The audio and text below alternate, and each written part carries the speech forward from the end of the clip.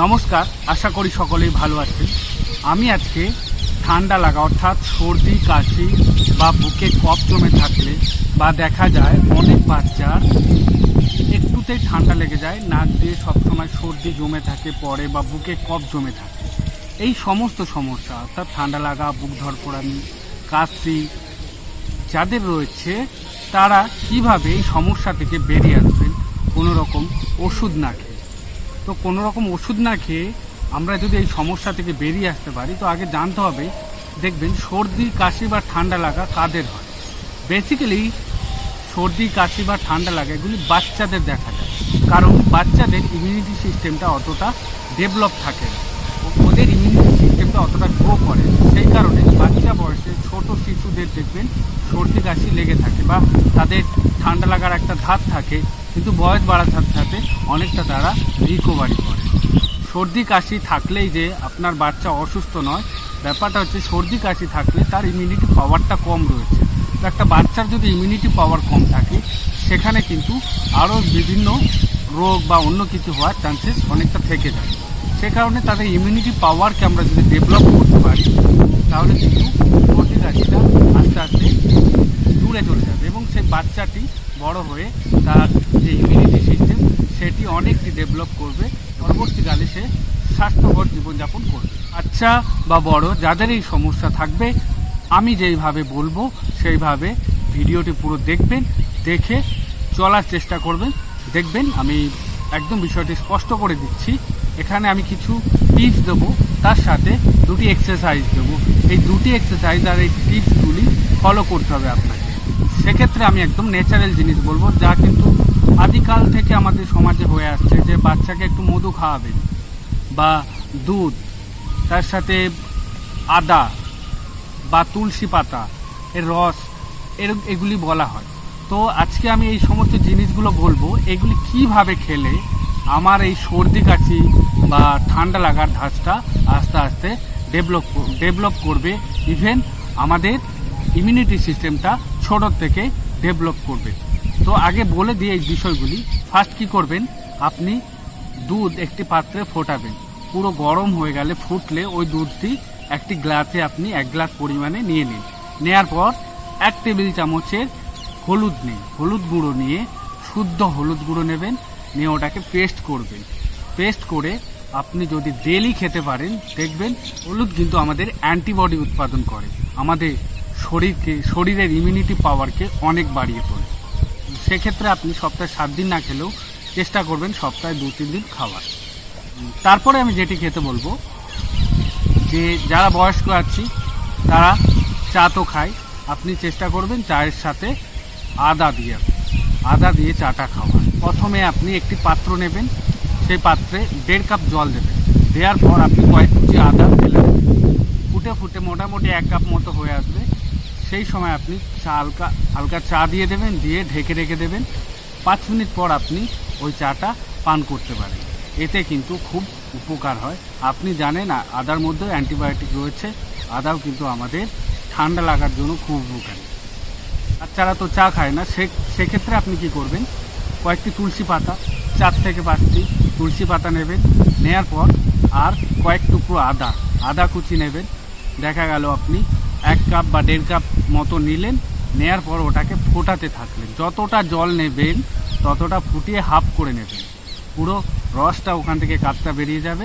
এবার কিছুক্ষণ রেখে দেওয়ার পর আপনি আপনার বাচ্চাকে বা আপনার যদি প্রাপ্তবয়স্ক আপনি কাউকে খাওয়ান, সেক্ষেত্রেও হতে পারে, দিনে 2 বার আপনি এরকমভাবে আদা ও তুলসী পাতার রসটি গরম জলের মধ্যে খাওয়াবেন।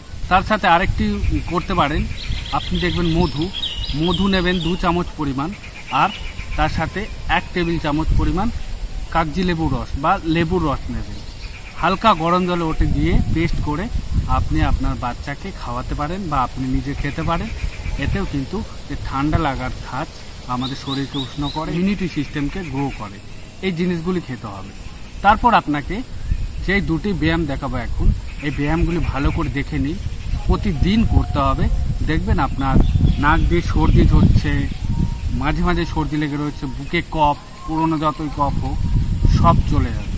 এর জন্য আপনাকে ওষুধ খেতে হবে না। আপনি এরকমভাবে চলবেন, দেখবেন ওষুধ না খেয়েও আপনি অনেক ভালো আছেন। আপনি বজ্রাসনে এরকমভাবে বসবেন, বসার পর হাত এখানে রাখবেন, রাখার পর জাস্ট পিছনে এরকম তাকাবেন। যখন আপনি পিছনে মাথাটা নিয়ে যাবেন, নিয়ে যাওয়ার পর সজোরে, যতটা জোরে পারবেন আপনি নিঃশ্বাস নেবেন। নেওয়া হয়ে গেলে থুতনিটা এখানে ঠেকাবেন এবং সজোরে নাক দিয়ে ছাড়বেন। ভালো করে বুঝুন, এরকমভাবে নিতে হবে। নেয়ার পর হোল্ড করবেন 4-5 সেকেন্ড, থুতনিটা এখানে ঠেকিয়ে ছাড়বেন। জাস্ট আপনি দেখে নিন কীভাবে করছি।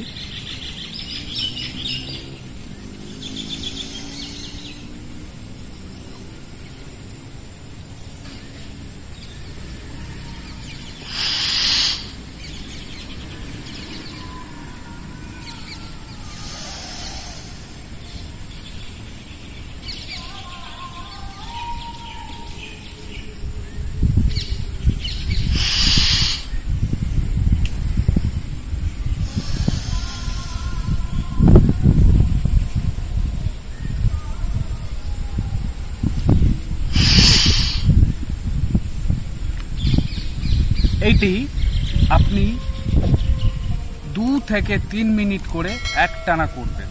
করার পর 30 সেকেন্ড আপনি রেস্ট নেবেন, 3 বার মোট করবেন। হয়ে গেলে আপনি এরকমভাবে বসবেন, পদ্মাসন বা সিদ্ধাসনে বসার পর শরীর পুরো এরকমভাবে রাখবেন, অর্থাৎ আপনার স্পাইনাল কর্ড সোজা রেখে বসবেন।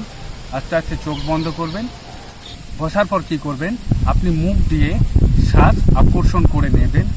নেওয়ার পর 3 থেকে 4 সেকেন্ড হোল্ড করার পর ওই যে পুরো বায়ুটা নিলেন 3 থেকে 4টি ধাক্কা দিয়ে নাক দিয়ে বের করার চেষ্টা করবেন। কীরকমভাবে, সাপ যেরকম গর্জন করে ফোনা তোলার সময় ফসফস করে সেরকমভাবেই বের করবেন। দেখুন, আমি দেখিয়ে দিচ্ছি।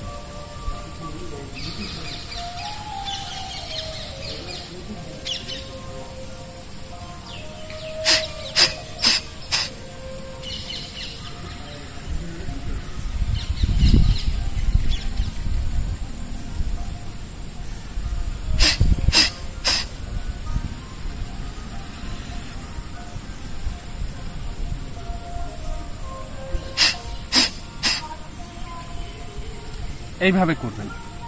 আপনি একটানা 10 থেকে 15 বার করবেন বা 15 থেকে 20 বার করবেন, এর বেশি করার দরকার নেই। করার পর 30 সেকেন্ড রেস্ট নেবেন। মোট 4 থেকে 5 বার এটাই করবেন। করার পর আপনি শবাসনে রেস্ট নিয়ে ছেড়ে দেবেন।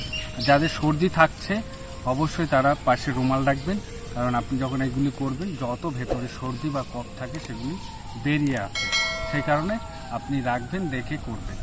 সবার শেষে বলে দিই, যাদের এই ঠান্ডা লাগার ধাঁচ আছে তারা ভিজা স্যাঁতসেঁতে জায়গায় খালি পায়ে ঘুরবেন না, এটা অ্যাভয়েড করবেন। ভিজা স্যাঁতসেঁতে জায়গায় না থাকার যেই কারণে আপনার ঠান্ডা লাগে সেইগুলোও একটু অ্যাভয়েড করার চেষ্টা করবেন। সিজন চেঞ্জের সময়, অর্থাৎ শীত থেকে গ্রীষ্ম, গরম থেকে ঠান্ডা, এই সময় আপনি একটু সাবধানে থাকবেন। আর যখন আপনার খুব সর্দি বা কাশি হচ্ছে সেই সময় চেষ্টা করবেন রসুনকে তেলের মধ্যে গরম করে সেই তেলটা আপনার পায়ের গলায় এগুলোতে লাগানো, ভালো করে মালিশ করা, তাহলে আপনি উপকার পাবেন তৎক্ষণাৎ।